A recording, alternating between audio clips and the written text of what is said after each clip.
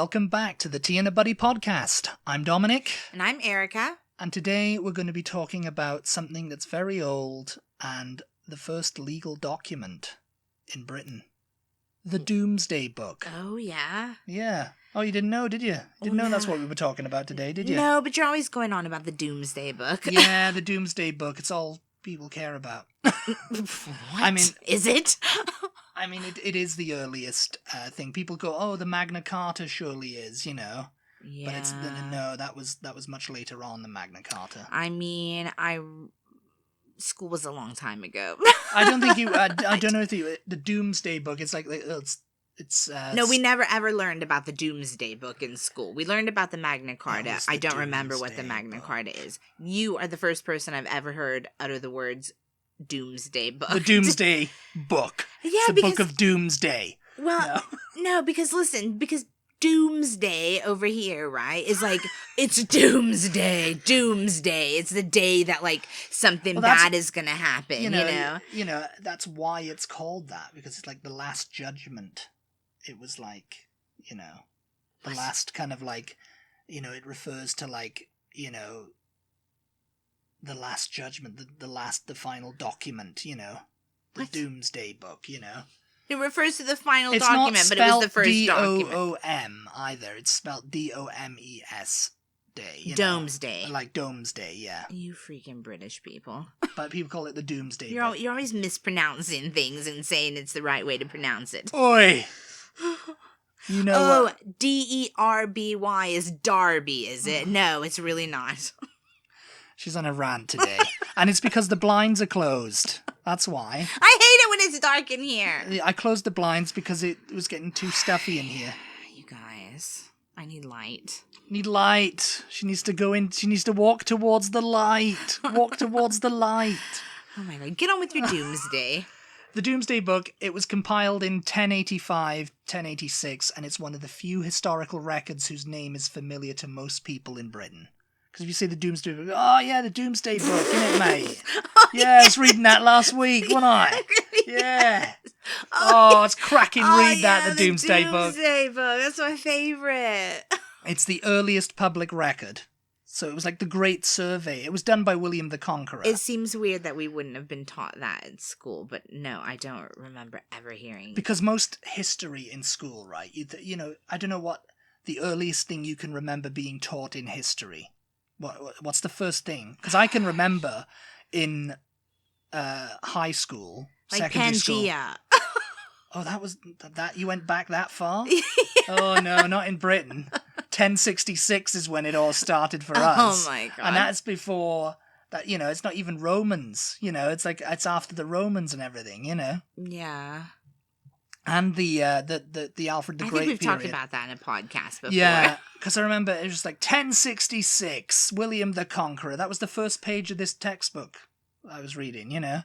English history starts then. Oh, God. When when the Norman invasion. Then you guys have no right to say anything about the fact that you tell us we have no right. That we stop learning about world history once America begins. And then it's just like American history from then on out. What? Yeah. Okay.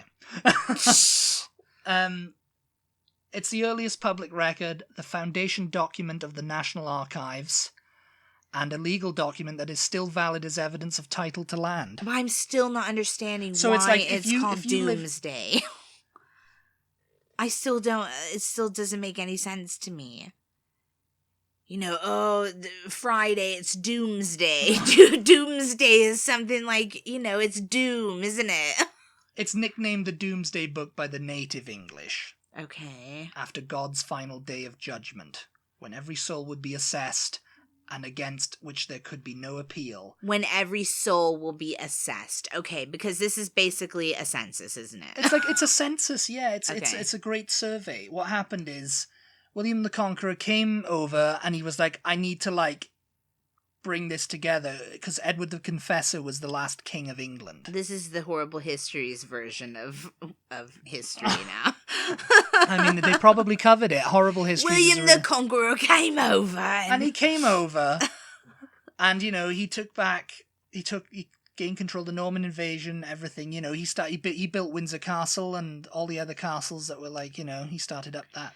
Built all the castles. Built all the castles. Yeah. And then he decided, wait a minute, all these people probably owe tax. I've got to figure this out. Okay, yeah. So I've got to take a survey of the land.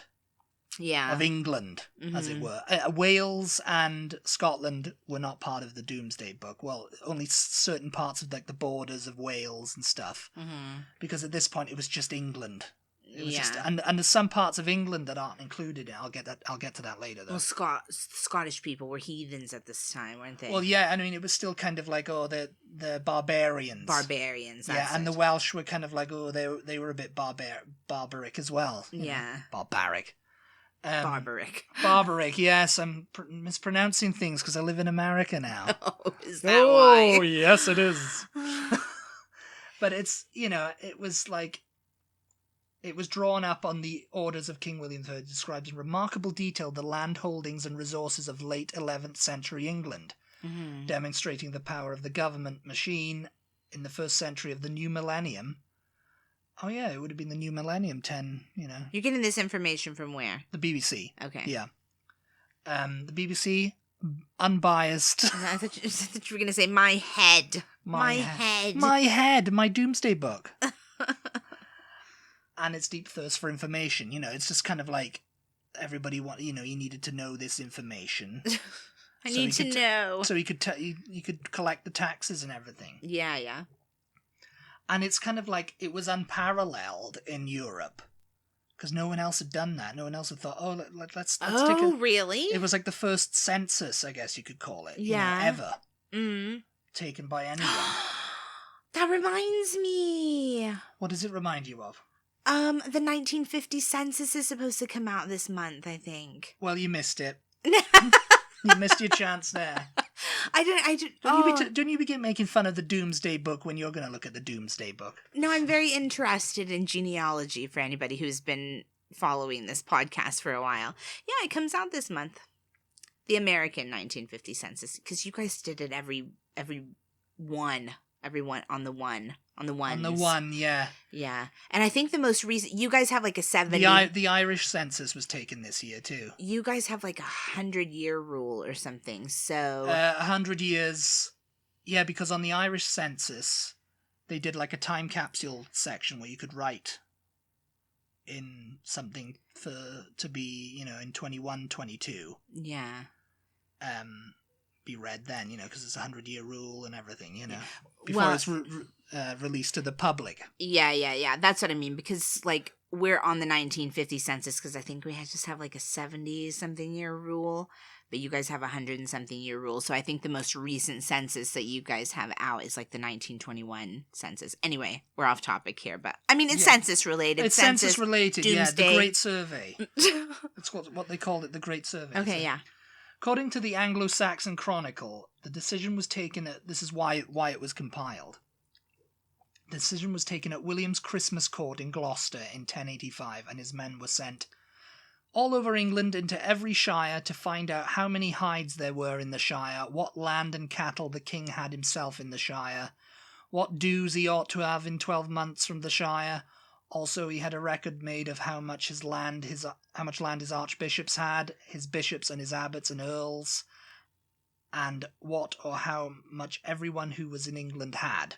Yeah. So very narrowly did he have it investigated that there was no single hide nor yard of land, nor indeed one ox or cow or pig which was left out and not put down in his record. And these records were brought to him afterwards. So, you know, it was like a big census. It was like, they went to your house I wonder said, if... how many people live in here? What's your names? Mm-hmm. What do you do as a job? Yeah. What have you got in there? You got land, you got slaves. Yeah. How many animals do you have? Yeah. I wonder, do you know, or do you have the information, is this like where last names came into play, or were they already a thing before this time? I'm not sure. It doesn't really say here. Because, you know, at some point, if you go back far enough, like, nobody had last names. Yeah. They were just like, they were the name of the place that they lived or whatever. You know, like Leonardo da Vinci means he was from Vinci, you know.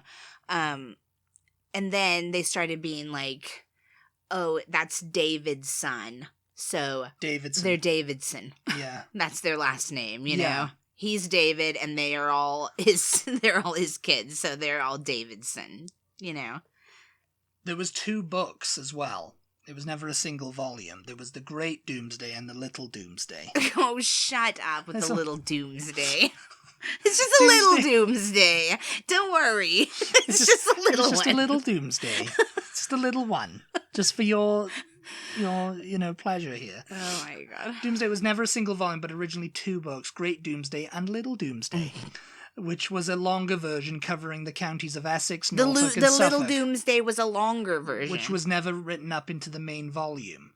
Okay. It is now contained within 5 volumes, having been rebound in 1984 to improve the prospects for its preservation for another millennium. Great Doomsday was mostly written by a single scribe, with the hand of a second clerk appearing, checking his work and adding some notes and further entries. Minor errors were inevitable and led to some inconsistencies for later scholars to worry over, because it was all written in medieval Latin. Yeah, yeah. So, it had to be translated and everything, Yeah. What really annoys me, right, and this is getting back onto the genealogy topic here, is that because of this, right, like, in Britain there's records going all the way back to the freaking Domesday Book. Going all the way back to Doomsday, okay? But for some reason, we are unable to trace your freaking family roots. They were not in the Doomsday. I think that's more to do with the fact that they're in Scotland, and Scotland's tightened up everything all its rules regarding Scotland's people and all that. Barbarians. Yeah, and I'm talking in the Highlands now. Yeah, because that's where I have from the Highlands, even which 1745 was like the Jacobite Revolution, wasn't it? So who knows what was going on up there? No one was keeping any records. Yeah, I don't remember. Even though I've done so much research, somebody tell me if you also are into ancestry, if you can remember what year here in America we started recording a census, because I think it was like, I mean, they had them going all the way back to the 1700s, but they would literally just do, like, the man of the house's names and then just tick, tick, tick for, like, the number of people. There's this many people under the age of 10. There's this many people under the age of 20. And you get no one's names or anything. So they're, like, very kind of useless, really. Yeah. But it seems weird. I don't know why they did it that way if they all the way back in the 1000s were putting everyone's name in the house. Do you know, was it everyone's name or was it still just the man of the house? The Ely inquest lists the questions asked by the commissioners. Okay. And they inquired what the manor was called, who held it at the time of King Edward, who holds it now, how many hides there are, measurement of land for taxation purposes between 60 and 120 acres. So it was like, how much land do you have so we can figure out how much tax you owe? Yeah. So how many ploughs held by the lord and how many belonging to the peasants? How many villeins? I think it's spelled Villeins. The wealthiest of the unfree peasants who had to pay his lord labour service and rent. I don't know what that was. How many cotters, an unfree peasant with a holding of land up to 5 acres? Because everybody who wasn't the lord was a peasant back then, right? How many slaves, unfree man or woman? How many free men? How many soakmen, equivalent to a freeman but owing dues for to his lord for his holding? Yeah. I guess that's like a tenant. Yeah. How much woodland? How much meadow? How much pasture? How many mills? How many fisheries? How much had been added to or taken away from the estate? What it used to be worth altogether? What it is worth now? Okay. All this was to be recorded 3 times, as it was in the time of King Edward before 1066, what it was when King William gave it, and as it is now. And it was also to be noted whether more tax revenue could be taken than is being taken now. So it doesn't really specify the names of the people then, does it? Not really, no. I mean, I'd have to look up the actual book. I think it's online. I think they started putting it online in 2011. Yeah. And it was compiled at an amazing speed for an age without computers or rapid means of communication, and where most of the population could neither read nor write. God, yeah. The returns were then summarized and reshaped. The scribes followed a set of pattern in their organization of the data. Each county section began with an entry describing all the boroughs, followed by a list of landholders, and then a detailed description of their manners. That's so crazy, isn't it? Like, this was in the 1000s.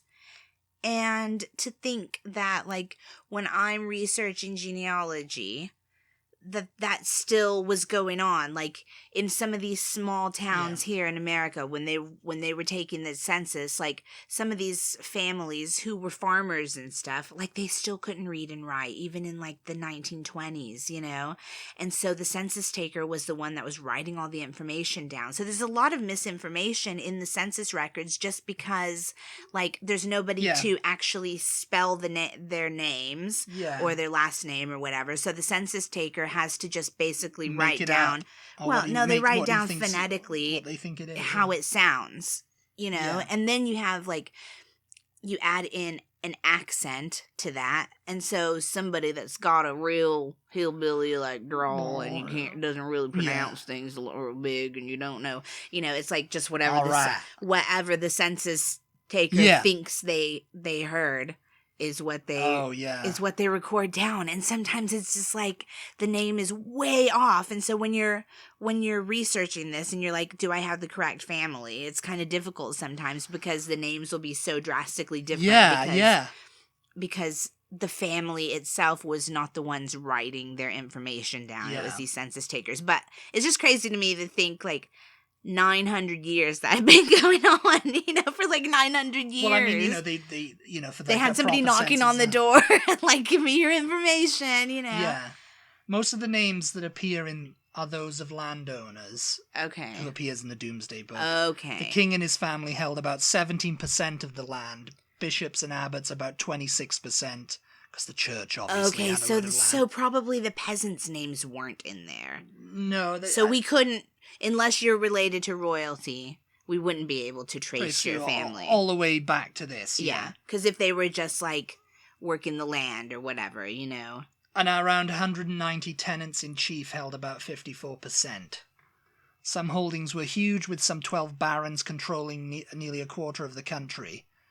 But it is not always easy to distinguish between individuals with the same names who may have held lands in the same county or across a number of different counties. Oh my God. You guys, everybody in Dominic's family on his Welsh side is named like William Williams. William Williamson Williams. And then not even just in Dominic's family, like everybody in Wales with the last name Williams is William Williams. Williams. Just back, and their father's name was William Williams, and their father, and it's just like, what the frick? Now, do you mean Billy Williams, or do you mean William, his father? It's like, how do I know that I've got the right family? Yeah. And it's like, Anglo-Saxon names appear mainly as undertenants of Norman lords. Some 4,000 to 5,000 entries relate to Anglo-Saxon lords such as Aelfric, the pre-conquest lord of Marchgibbon in Buckinghamshire. Oh my God. Who, Domesday records, paid his rent miserably and with a heavy heart, providing definitive proof of rights to land and obligations to tax and military service. Oh my God, that is so hilarious. Do you guys watch The Last Kingdom? The Last Kingdom. Absolute brilliance. Dominic and I are, we're sitting there watching it sometimes, and we're just like, okay, wait. I thought this person's name was Elfwick or whatever. Oh no, he's Elfwin, or and the names are so similar. Everybody's name is so similar. Elfrin, yeah. It's just like it's impossible to kind of keep up with who they're talking about when they're just mentioning other people, other characters, that are not on the screen at the moment. It's just like, oh, okay, who? Yeah, I don't know. What doesn't appear in Domesday? The Domesday Book does not cover certain important cities such as London, Winchester, Bristol, and the borough of Tamworth, nor Northumberland and Durham, or much of northwest England. Yeah, because, it was too close to Scotland, I guess. For Wales... Why would they not include London, though? I don't know, because... Too many people? Too many people, or the king, that, didn't want it to be. That's very weird. I don't know, yeah. For Wales, only parts of certain border areas included, neither was it ever fully completed, being abandoned at some stage early in the reign of William Rufus, who succeeded to the throne in 1087. Not every place that existed in 1086 appears in the Domesday Book. We know this from other evidence, such as Anglo-Saxon charters, architectural evidence, or the origins of the place name itself. Place names found in the Domesday Book are township and estate names, and may include other villages and hamlets that receive no specific mention in the text. For example, the Domesday entry for Shepshed near Loughborough includes the settlements of Longwotton, Lockington, and Hemington, but they are not specifically mentioned. Because a lot of these towns and stuff in their Wikipedia entry goes, appearing in the Domesday Book, so it's been around as it's been a town as long as then, yeah. So Loughborough, yeah, it's been around since, whereas Milton Keynes wasn't a town until the 60s. They created that. Yeah, that was the first experiment town. Experiment. It was kind of they wanted to create a town to modern town, like a boom town, but I don't think it really took off, But the Little Domesday Book, it's the Little Domesday Book. It's not. It refers to its physical size and not the content. It's like a little golden book with a little gold spine. It has a little puppy in the corner. Oh.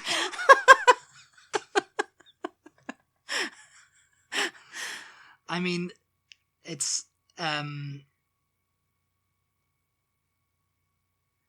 Little refers to its physical size, not the content, as it is more detailed than Great Domesday, notably in its description of livestock belonging to the manor. Domesday Suffolk, for example, records 434 goats and 2 donkeys. Oh, yeah, I was going to say, I wonder if... It was a work of several clerks, perhaps as many as 7, and was neatly but hurriedly written, resulting again in minor errors. They were like, we have to do this. That's probably why they didn't do London, because it was just so many people there. That's interesting, too, though, isn't it, that they recorded the animals, because then you can kind of tell, how much money are they making? Well, not even that, just there's no horses mentioned. Yeah. They didn't have horses yet. Somebody hadn't brought I'm just using that as an example. You know what I mean? It can tell you all kinds of stuff, can it? It can. Because, the thing with that is, it was a great survey, a great census, and it was just kind of it's a valuable document that, it was abandoned. Because, it would have taken... That's why I guess London and stuff wasn't mentioned. Why was it abandoned, though? Because I guess Rufus was like, sod it. Can't be bothered doing it, Sod it. It's just it takes too much. You know what? Actually, just scrap this whole project. Let someone else deal with it. I can't be bothered. I'm just, And it was on to Ray the King, Okay. So it was just to see how much tax was owed, and he wanted to kind of So, what? Wait, this is so confusing. So, it was created, and then it was abandoned, and then what? There was not another Domesday Book next year. The census, I think it was 1801 when the actual census started, Oh, wow, that is so crazy. It was I think that was 1801 when the first proper kind of census started, what we know of today as the proper census. So it's sort of the equivalent of Romans bringing in plumbing, and then they left. Yeah, well, yes. And then years later, nobody remembered how to do plumbing. Yeah, because it's the Romans brought plumbing, and they brought roads and stuff. Yeah. But yet, when they left, everybody was just we don't need all that fancy schmancy plumbing and indoor plumbing and whatever, And so then it went away. We'll just keep doing it out the window and, and whatever. And then then it went away, and then somebody had to reinvent it after. Somebody had to go, well, actually, the Romans were onto something there with that indoor plumbing. Oh my God. So then, I mean, basically, it's like they came back later. Oh, remember that Domesday Book? We should really do that again. It's like, oh, we should actually create a census and see who's here.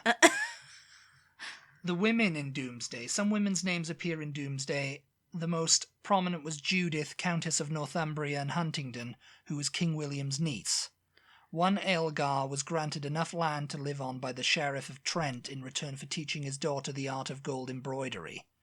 Others are anonymous, such as the one poor woman of Barfreston in Kent, who only appears in the text because she had to make an annual payment of 3.75 D. I don't know what D is in old money. Someone will know. Dimes. Dimes, yes. Although for what is not recorded, I don't know. Exceptionally, although for what? Yeah, they don't know what she was having to pay for. For what is not recorded, yeah, that's right, yeah. Exceptionally, Asa of Scorby in Yorkshire is noted as holding her lands separate and free from the control of power of Bjornfleur.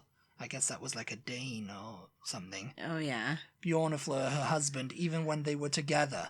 Now separated, she had withdrawn all her own land and possessed it as a lady. So she had all her stuff, her assets, like, not tied up with him, you know. So he wouldn't. They had a prenup. Yeah, they had a prenup, basically. She was like, you're not getting any of this. And I'm putting in the Domesday Book, too, to tell them. Where, if this was abandoned, like, it's kind of shocking that they even kept it. Yeah, because I mean, you know, it's like, oh, you would have thought that an abandoned project they would have just tossed into the fire. Or something. Like, oh, we're not gonna use this after all. So I think it was a case of like the king wanted to abandon it, and all the clerks were like, we've worked so hard on this. No, we'll just tell him we burned it. It's like, whatever, and we'll just put it somewhere else. The first general population census of 1801 had a similar requirement behind it at a time when England was threatened with invasion from revolutionary France. I guess they wanted to get people, you know, who lives in England, and just in case France invades and we don't know, you know, who's, you know, we get it back and we don't know, you know. We don't know if those sneaky French people are just pretending to be English. You know, because what the Domesday Book, this survey and audit would clearly establish who held what in the wake of the Norman conquest itself. This may be an exaggeration of what actually happened, but it does show how the survey was perceived at the time. Some historians have seen the immediate cause lying in an invasion threat from Denmark and Norway, and William's urgent need for accurate information about the military and other resources at his disposal. So, you know, he was getting a lay of the land, seeing how many men there were, how many, you know, who he could raise an army. Yeah. Again, you know, against, you know, in case of reprisal from, you know, Denmark or Norway. Which areas were populated and which were just more, you know, open. It's like 20 years after King William's successful invasion of England and the mass distribution of land amongst his followers, it was time to consolidate and define. This survey and audit would clearly establish who held what in the wake of the Norman conquest itself, and also clarify what rights and dues were owed to the king, and would settle the liability of his great barons to provide military resources in soldiers or cash for a monarch whose campaigning season never ended, you know? Yeah. It's just very... Because it's just kind of like... That, yeah, as you said, you know, when it was abandoned, you know, because it was an ongoing thing, it would have taken a long time, you know, to do the whole of England. So yeah. I guess him abandoning it, Rufus, who ascended the throne after William the Conqueror died. Yeah. He was just like, oh, I'm not going to bother doing that. Just on to doing whatever, you know. So I imagine everybody was like, well, we've got to keep this because it's like, it's a record. Yeah. It's a public record, you know. The barons have... I don't know. It just seems so crazy that, they did keep it. And, you know, because it's in the National Archive now. I was going to say, where is it? The manuscript is. Mm. I don't think it's in the British Museum. I think it's in the National Archives. So you can't actually go see it? Yeah, you can go and see it. Where do they have it available? Where's it available for me to see? The National Archives. I particularly want to see the Little Domesday Book. I mean, I don't know if they compiled it into... They say, why is it called Domesday? Well, Domesday does not appear in the book itself. A book written about the Exchequer in 1176 states that the book was called Doomsday as a metaphor for the Day of Judgment. It was we spoke about before. But, yeah, no, you can go see it in the National Archives. The manuscript is on display. Where are the National Archives? In London. In London. Yes. We imagine that they were probably in London, but we don't know where. They're by Kew Gardens. That's where they are. Do you know where that is? Where's Kew Gardens? Kew Gardens. It's in London. No, I mean, that's where all the archives. You have to go there to do research. Yeah. So if you wanted to do like research on like that's where they all go. Who do you think you are? Yeah, yeah. It's like someone's just like, oh, I'm related to royalty, I think, and you'll have to go to the National Archives and see if that's true or whatever, because that's where a record of that will be kept. Yeah, yeah.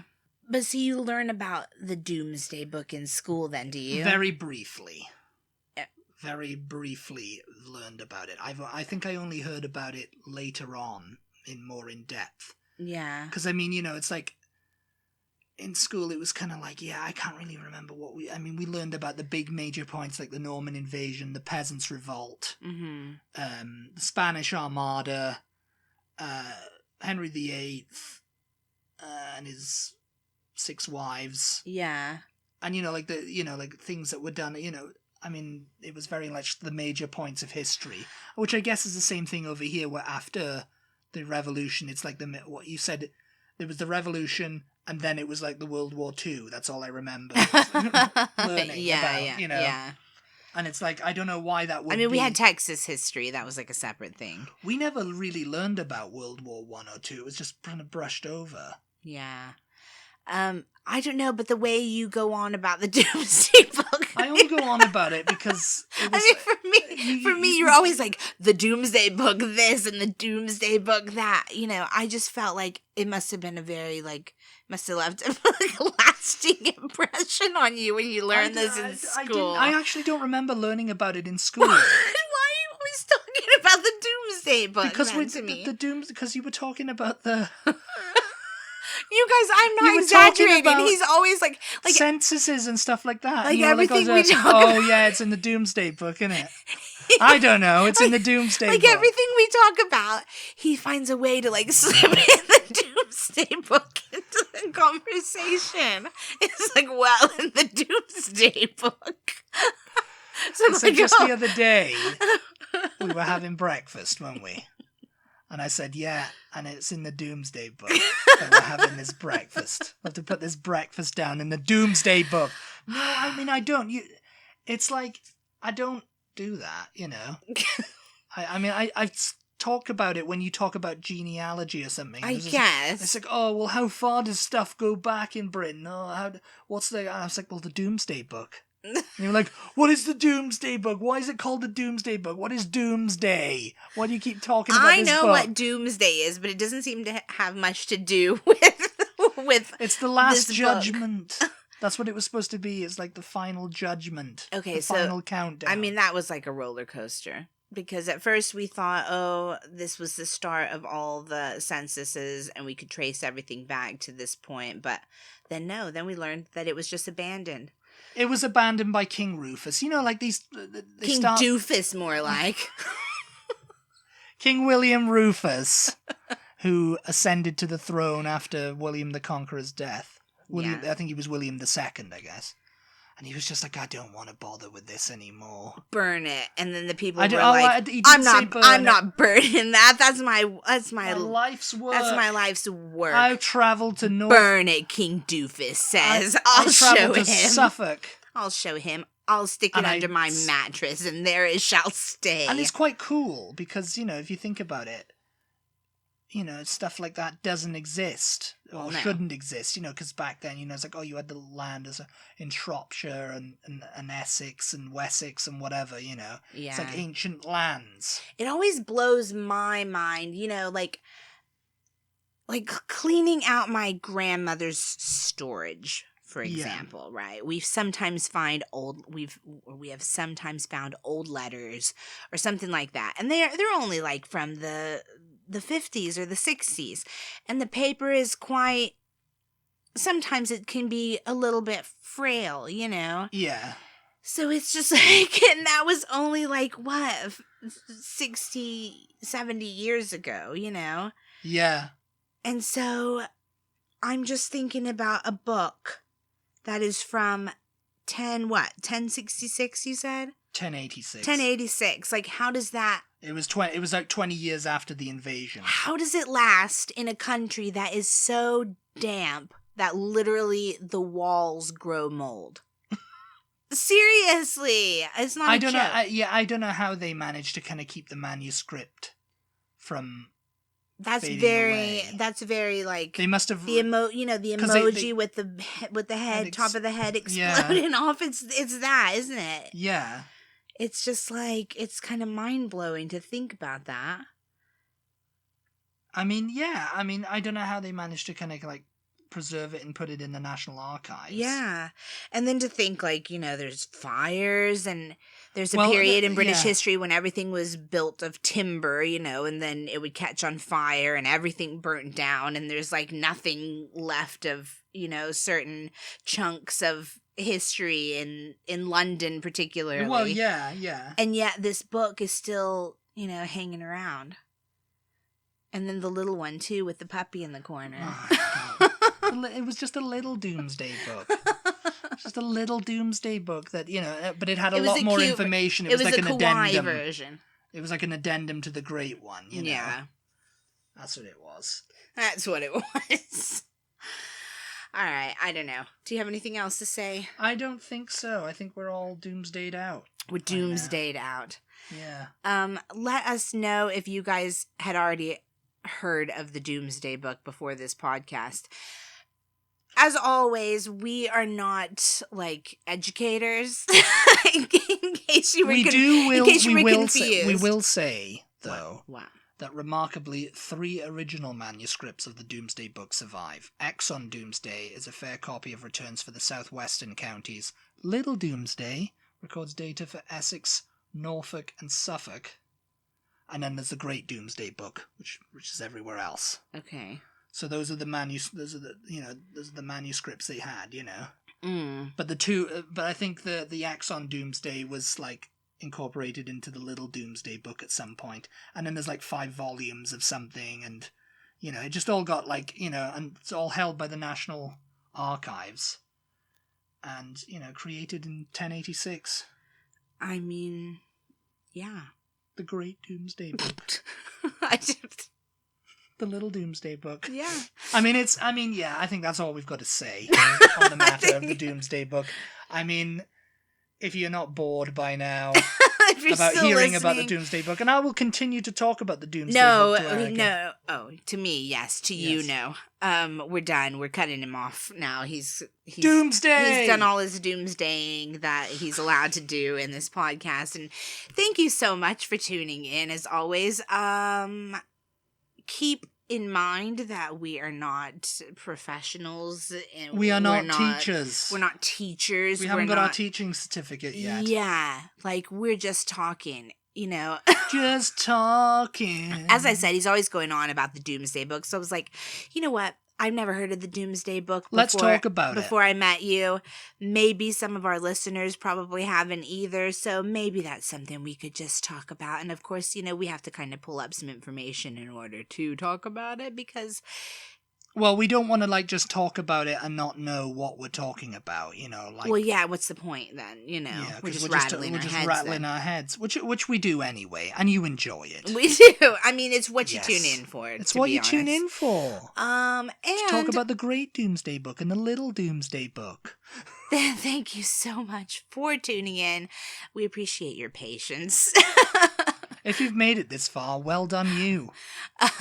Thank you as always for your support. Be sure to follow us on social media. We are at Butty, TEABUTTY on Instagram, Twitter, and Facebook. And we'll talk to you next time. We will talk to you next time. Thanks for listening. Goodbye. Bye-bye.